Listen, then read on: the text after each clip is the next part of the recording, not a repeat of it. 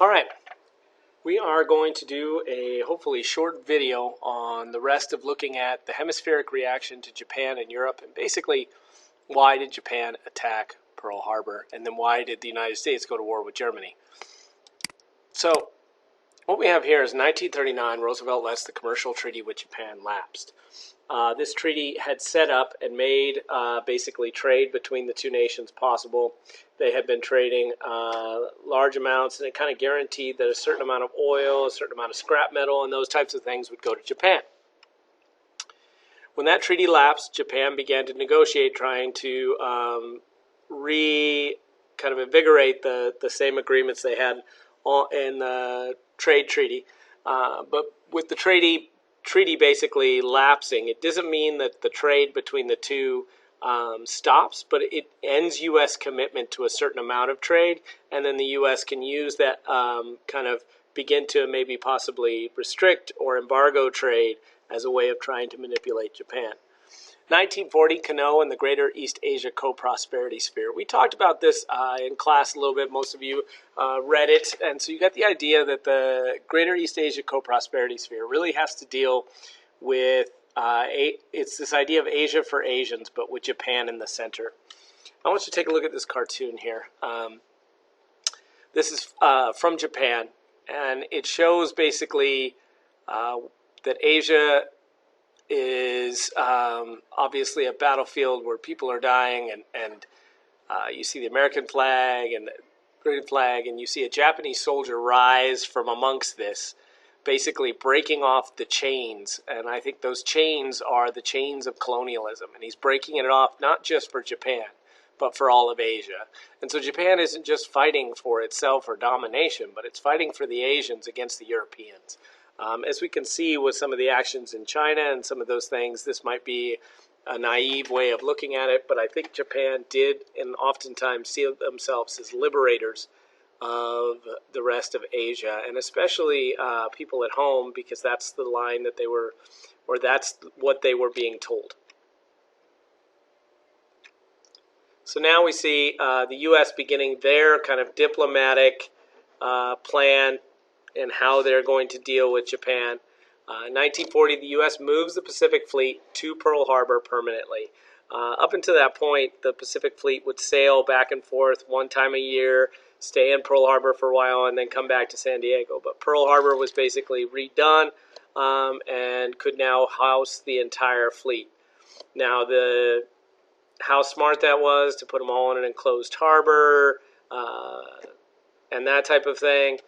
But they felt like the harbor was protected, and that way the fleet would be concentrated in one place and much easier now to dispatch to Asia and can get there much quicker. July 30th, 1940, exports of aviation and motor fuels, heavy melting iron, and steel scrap were restricted. Just the amounts going towards Japan was restricted. And that was followed in October by an embargo on scrap metal. So we begin to see that the United States is putting economic pressure on Japan. Some people might even call it an economic war. 1940, you see the Tripartite Pact. And all this is showing is that that Germany, Japan, and Italy have signed a formal treaty to continue to work together so that they can each meet their own goals. Then you have the Battle of Britain, and this is the Battle of Britain is kind of a continuation of what has been happening for the Allies all along, or for Great Britain has been fighting Germany by itself, and so the Battle of Britain is just a situation where the United States now has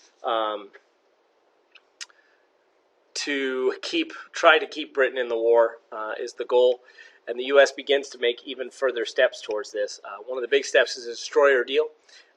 This was an executive order, executive decision.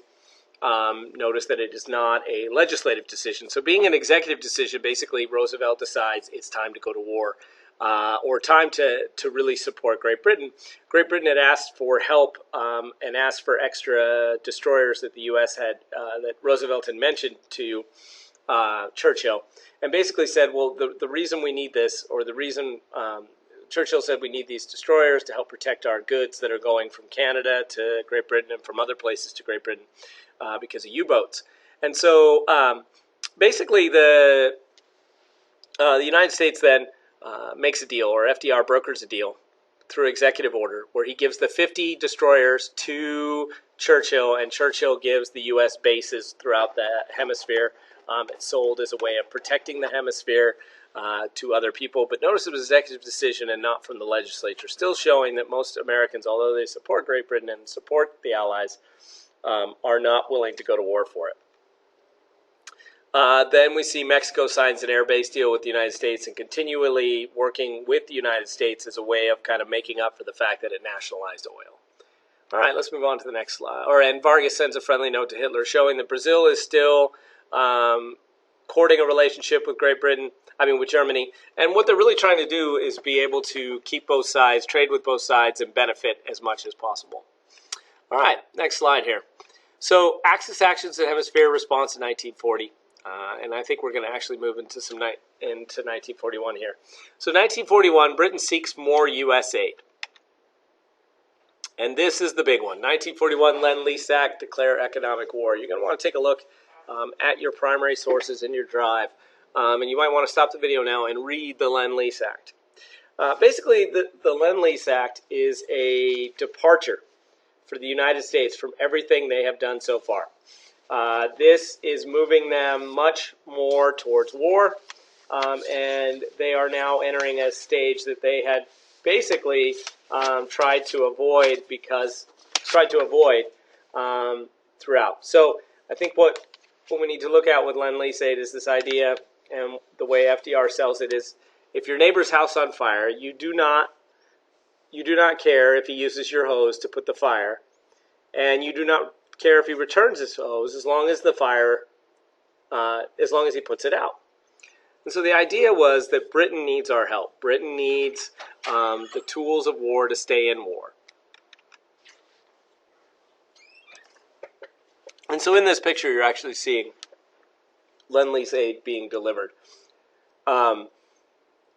Lend-Lease Act basically now changes the U.S. from just being kind of a reluctant supporter of Great Britain to a full-on supporter. The United States, during the Lend-Lease Act, gives out $50 billion in military aid, with 30 of it going to Great Britain. There is a debate on whether, and so later on, the U.S. gives a significant amount of aid to the Russians, and the Russians actually charge the United States with basically this idea, they're giving us all these weapons and things so that we will die to defeat Hitler, and then they could just come in and clean it up. Basically denying the fact that most of the United States didn't go to war, and Roosevelt was kind of hamstrung by this opinion. And until the U.S. was attacked, the U.S. was not going to go to war.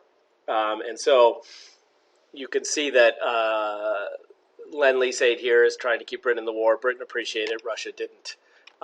China received some, and some of the other nations received some. So 1941, declare economic war on the Axis, mainly against Europe. And then March 1941, they do something really odd for a neutral country, and that's the ABCI plan. The ABCI plan is a joint war plan with Great Britain. And so basically what they do in this plan is they, together, create how they will go to war. And Canada was a part of this as well. And they basically lay Germany as the first, that they need to defeat Germany first. And a full-fledged war cooperation if the Axis forced the U.S. into war. In May and September, two opposing groups formed an attempt to shape the U.S. action towards the war. And so basically this idea, this plan is this idea that the United States and Great Britain will go to war together, and we'll fight the war together. And so this plan obviously comes up almost like 8 months before the U.S. ever gets into the war. So we can see that these are two not small steps towards U.S. participation, but pretty big steps. May 1941, U.S. abandons appearance of neutrality. And basically, they mobilized the Atlantic Fleet to protect U.S. boats. One of the biggest problems that was happening after the Lend-Lease Act is that Great Britain had to admit that a lot of the aid that the U.S. was giving them was going straight down to the bottom of the ocean. And so, in order to make sure this aid was getting to Great Britain, the U.S. Roosevelt gets approval by Congress and uses the mobilize the Atlantic Fleet to protect U.S. boats.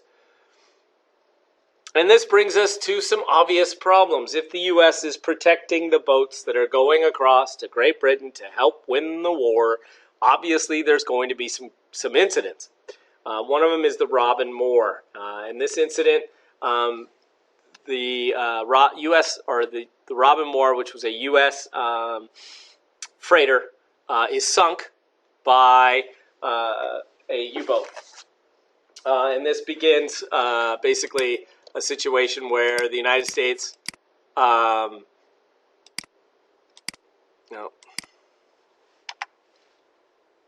So the convoy incident basically creates a situation where I have a little problem here. Let's go back again.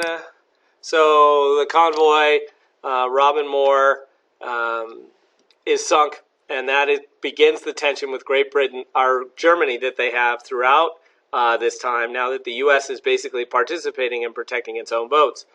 The United States then occupies Iceland in 1941, and this was to basically free up Great Britain's troops to be able to then occupy Iceland and take it over. Iceland was part of the Netherlands at this point, and Iceland basically... and they didn't want Germany to basically use Iceland as a base or a U-boat base, basically, and then they could wreak havoc across the entire Atlantic Ocean. And so the U.S. then occupies it to allow the British to use their Navy and Army elsewhere.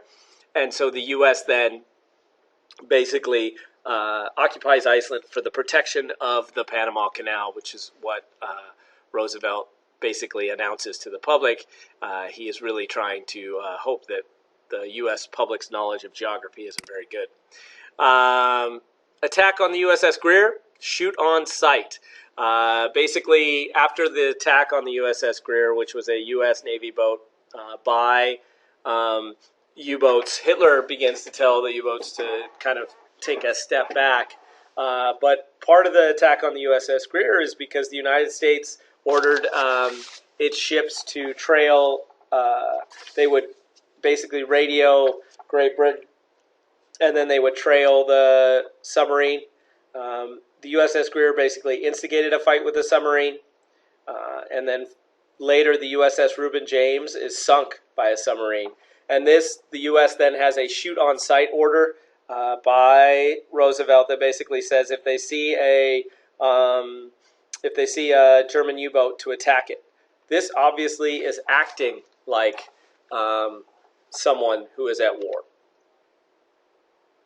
So then November 1941, Congress amends the Neutrality Acts to allow U.S. merchant ships to arm.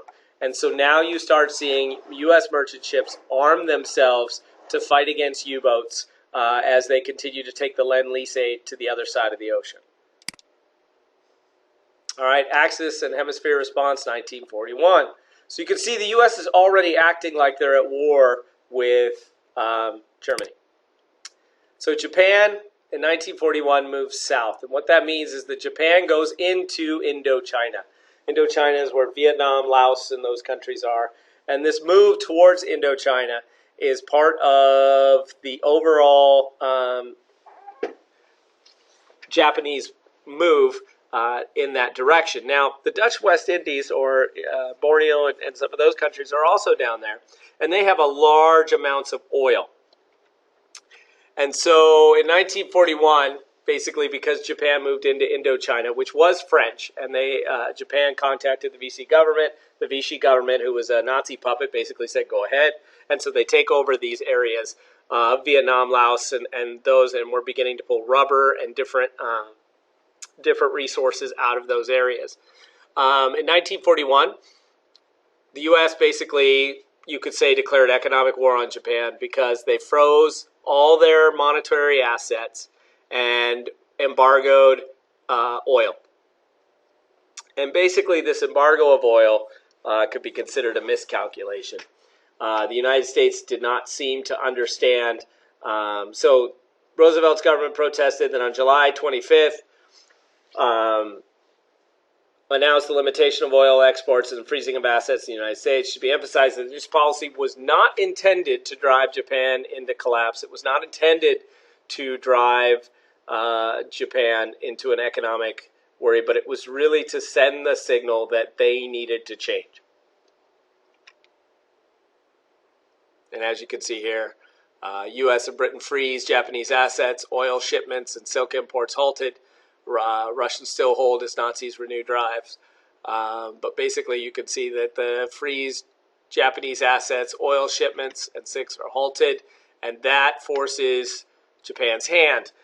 Japan was basically so finely tuned that it knew the day in which it would run out of oil. They were 86% of their oil came from the United States, and they were totally dependent on it. 1941, the Magic Talks. Hanoi offers to meet with Roosevelt, and basically what he's saying is they will withdraw from Indochina. They will withdraw from that area if the United States then does the oil. Basically, Roosevelt refuses. He doesn't trust the Japanese. He has always had it out for the Japanese, and Roosevelt basically refuses this. Basically, Hanoi then will, and what they're called Magic Talks is the U.S. had already broken the Japanese code, and their code breaking was called the Magic. And so they were reading the different dispatches forward and back from the Japanese. You can see here the Admiral Yamamoto standing over a chart as they are planning and attacking Pearl Harbor. So in 1941, because Hanoi loses face and Hanoi loses his opportunity to try bring about peace, Tojo replaces, and immediately when he takes office, gives the order for the attack on Pearl Harbor. And basically what that order was is to start planning the attack that they already kind of had in the works. And then obviously December 6th, they carry that out. December 7th, they carry that out. So 1941, Hitler goes back on his Russia anti-aggression pact with Russia and attacks the Soviet Union. This creates the U.S. then becomes more allied with the Soviet Union, giving them Lend-Lease aid. But this obviously puts Hitler now on two fronts. He has to keep troops to protect from an invasion from Great Britain, but also then invades Russia and tries to defeat Russia. What's interesting, though, is he doesn't hold the Japanese to come into the Russian war, and the Japanese have already moved south. So, 1941, December 7th, Japan attacks Pearl Harbor. As you can see here, this is the USS Arizona being sunk. The attack on Pearl Harbor decimated the U.S. fleet. There is a conspiracy theory that Roosevelt knew about this, and the truth of it is they knew Japan was going to attack. They just didn't know where, and they didn't know when. And so they thought Philippines was much more likely. They did give warnings to Hawaii, but Hawaii did not follow those warnings. And you see the ship going down here. They just did not think Japan was capable of attacking Pearl Harbor, nor did they think torpedo planes, because of the shallowness of the harbor, would work. But Japan had been planning this, worked with all the details and the issues. Japan, however, failed to sink the three U.S. aircraft carriers that were out on patrol and doing exercises, which meant that the U.S. fleet still then could operate in the Pacific.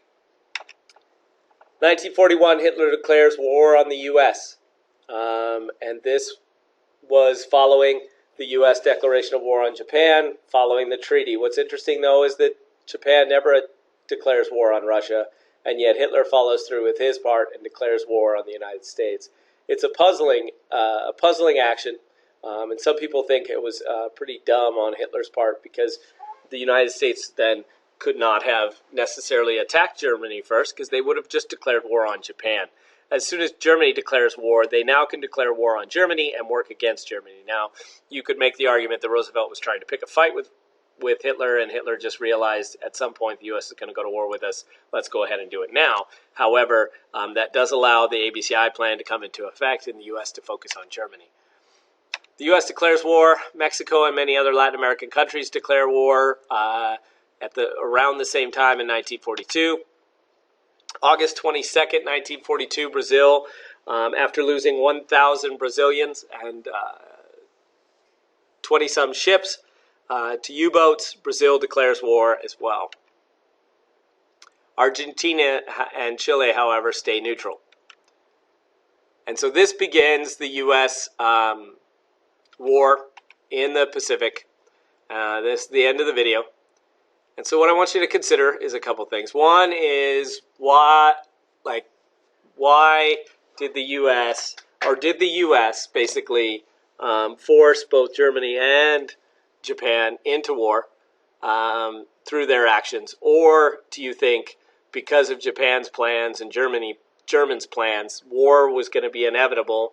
The attack on Pearl Harbor might have gone through anyway because of the co-prosperity sphere and their plans. And so therefore, is this truly an instance where the U.S. pushed them into war, or is this an instance where Japan was planning on war with the United States anyway?